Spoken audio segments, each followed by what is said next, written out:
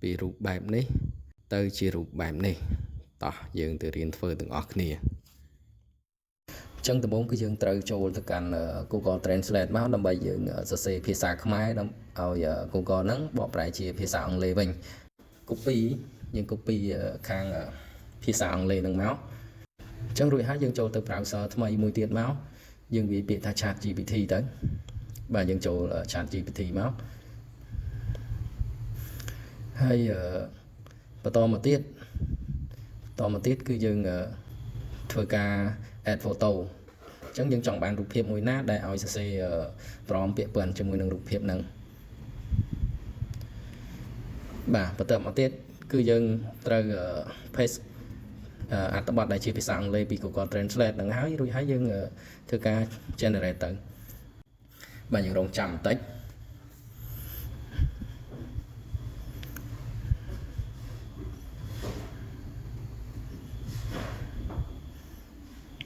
បាទអញ្ចឹងកន្លែងហ្នឹងគឺជាព្រមសម្រាប់យើងយកទៅប្រើប្រាស់ហើយ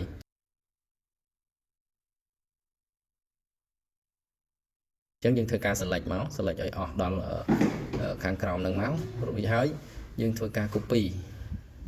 មកយើងធ្វើការ copy ទៅហើយបន្តមកទៀតយើងចូលទៅ browser ថ្មីមួយទៀតយើងចូលទៅ website Gemini AI បាទអញ្ចឹងយើងចូលទៅ website ហ្នឹងទៅហើយបន្តទៀតគឺ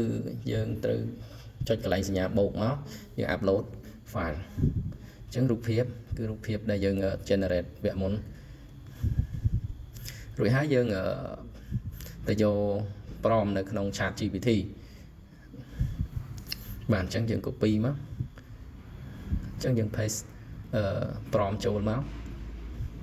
បាទបន្តមកទៀតយើងធ្វើការ generate តែម្ដងអញ្ចឹងយើងរងចាំបន្តិចកន្លែងហ្នឹងបើសេវាអ៊ីនធឺណិតយើងល្អរូបភាពក៏ generate លឿនដែរបាទអញ្ចឹងយើងទទួលបានរូបភាពថ្មីមួយដែលមានលក្ខណៈអាវធំមានកបាត់កមានអីស្អាតបាទគឺចេញតម្រង់បែបនេះហើយរូបភាពគឺ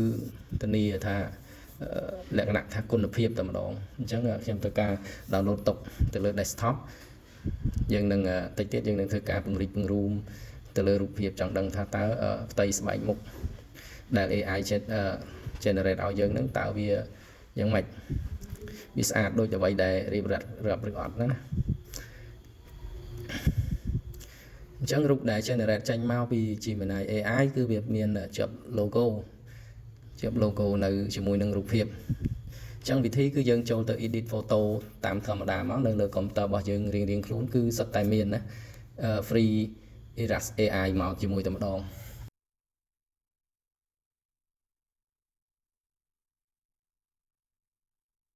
បាទអញ្ចឹងនៅខាងក្រោមកន្លែងដៃអាវខាងក្រោមហ្នឹងគឺមានរូបសញ្ញាដូចផ្កាយអាហ្នឹងជា logo របស់ Gemini AI បាទយើងចុច edit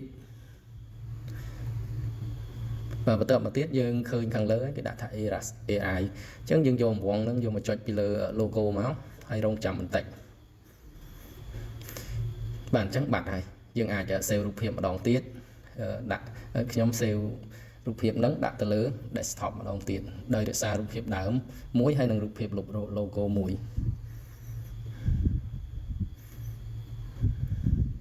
អញ្ចឹងតោះយើងមើលរូបភាពទាំងអស់គ្នាគឺចាប់អារម្មណ៍ថាយើងមិនពិបាកទៅកាន់ studio ថតរូបទេ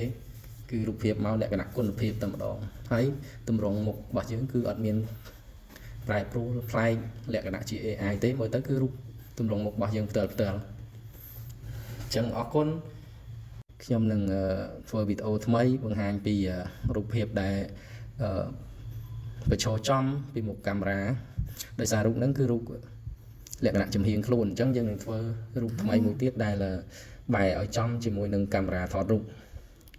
អញ្ចឹងតែយើងត្រូវកែប្រមរបៀបណាខ្លះដើម្បីរូបភាពហ្នឹងវាបែរចំបាទអរគុណហើយសូមជួយ Subscribe Channel YouTube ម្នាក់មួយផង